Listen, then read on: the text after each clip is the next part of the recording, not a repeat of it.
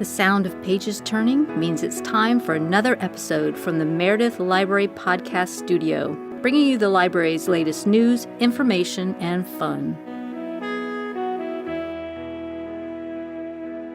Good afternoon, Anna. Good afternoon, Matthew. Good afternoon, everyone, and welcome to episode number 30 of Check It Out here at the Meredith Library Podcast Studio. Today we're going to be talking about BingeBundles. And I bet you are going to tell us all about it because I know you have done all the research and you have all the answers for us today, how people can get involved with getting a binge bundle, whose idea it was here at the library, how they work, all that good stuff. Yes, I'm ready. I'm researched and we're going to go.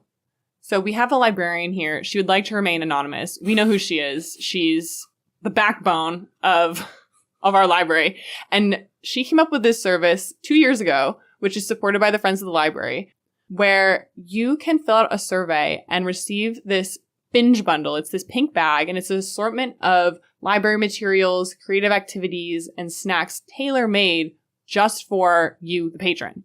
So the patron is filling out a card that has their interests, right? Or I think you can also do it online. You'll probably talk about that soon. Yes. So you can do it both online by visiting meredithlibrary.org, click on the services tab, and then under other services, you can select binge bundle request, which will open up to a Google form.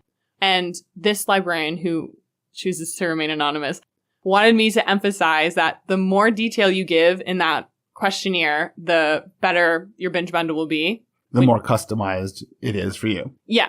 But not only do you give information about what kind of library materials you like, but also about what kind of snacks you like. Do you like coloring books or crosswords? Because all of these things are included in the binge bundle. So she does a lot of work to actually personalize each bundle for the patron. Yeah, she works very hard on these. And it's really great for people who want to be exposed to new materials.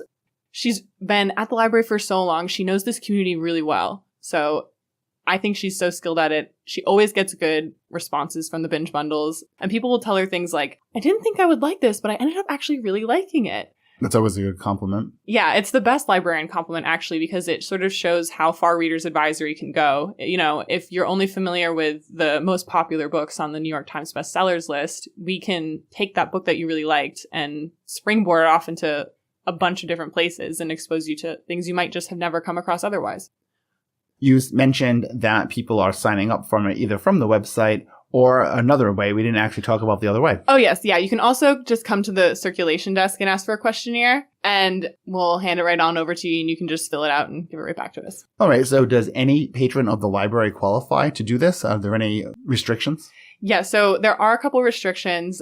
You have to be an existing patron, which just means having an active library card.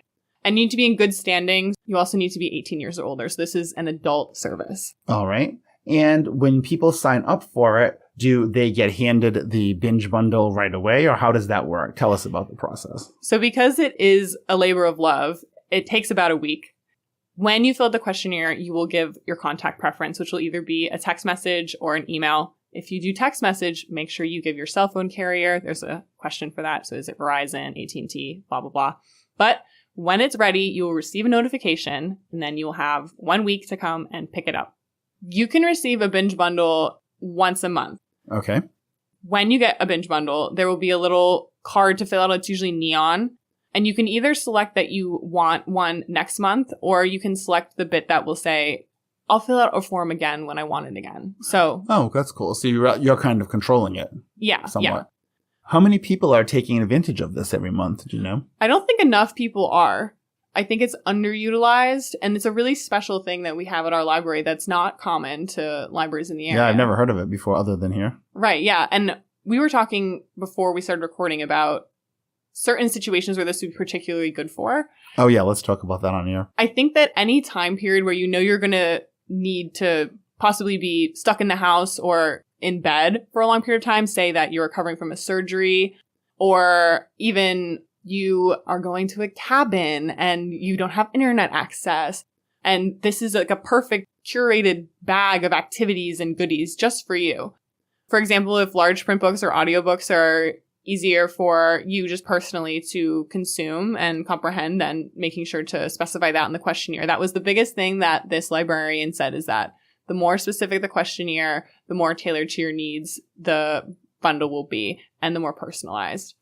And that even counts for the snacks. Yes, so there's specifics about what kind of beverage you prefer, because she'll include tea bags or hot cocoa packets.